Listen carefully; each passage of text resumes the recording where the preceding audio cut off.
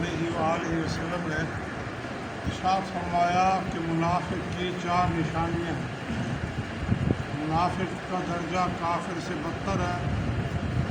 ان المنافقین فی الدرک الاسفل من النار، قرآن پاک نے فرمایا سب سے جو جہنم کا نچلا اور خطرناک درجہ ہے، اللہ تعالیٰ منافقین کو وہاں رکھے گا۔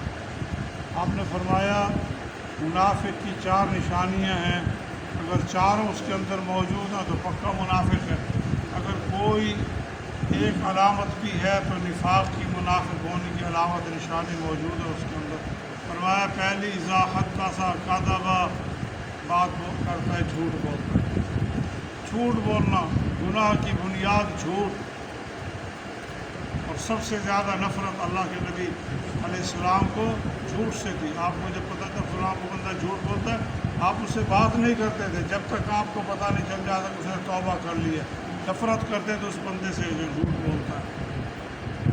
بدبودار ماحول جھوٹ کا، اپنی زبانوں کو بندہ جھوٹ سے محفوظ رکھے، اور اگر جھوٹ بولتا ہے تو نفاق کی، منافق ہونے کی ایک نشانی اس کے اندر موجود ہے۔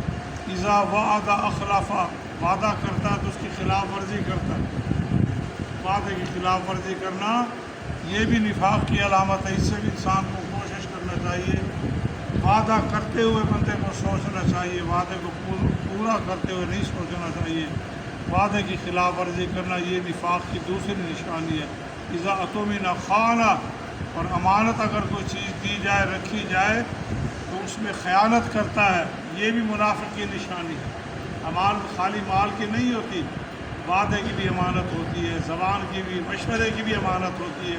بندہ آپ سے کوئی آپ کو اپنا خیر خواہ سمجھ کر مشورہ کرے، اور آپ کے پاس وہ امانت ہے، اگر آپ لوگوں کو بتا فلاں آیا تھا مجھ سے پوچھ رہا تھا یہ چیز لوں نہ لوں کیا کروں، یہ منافق کی نشانی ہے کہ آپ کے پاس امانت تھی، اس کا وعدہ جو تھا، اس کا مشورہ جو تھا، یہ بھی ایک علامت ہے۔ تیسری اللہ کے نبی نے فرمایا اذا اؤتمن خان، امانت کے معاملے میں قائم رہتا ہے، یہ بھی منافق کی نشانی ہے۔ چوتھا فرمایا اذا خاصم فجر، جب کسی سے کسی بات پہ تھوڑا سا جھگڑا ہو جائے تو غالب گلوچ میں اتر آتا، فوراً بد زبان ہو جاتا ہے، گالیاں دینی شروع کرتا ہے، یہ بھی ایک منافق کی نشانی ہے۔